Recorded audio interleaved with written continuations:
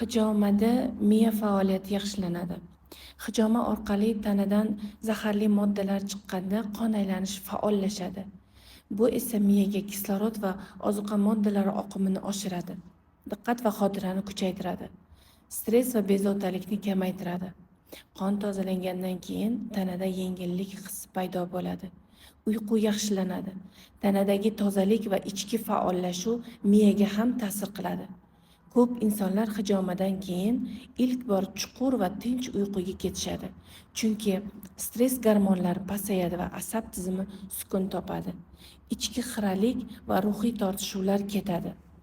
Asab tizimidagi zo'riqishlar, to'plangan energetik zaharlar ham hijoma jarayonida chiqadi. Ruhiy bo'shashish hissi paydo bo'ladi.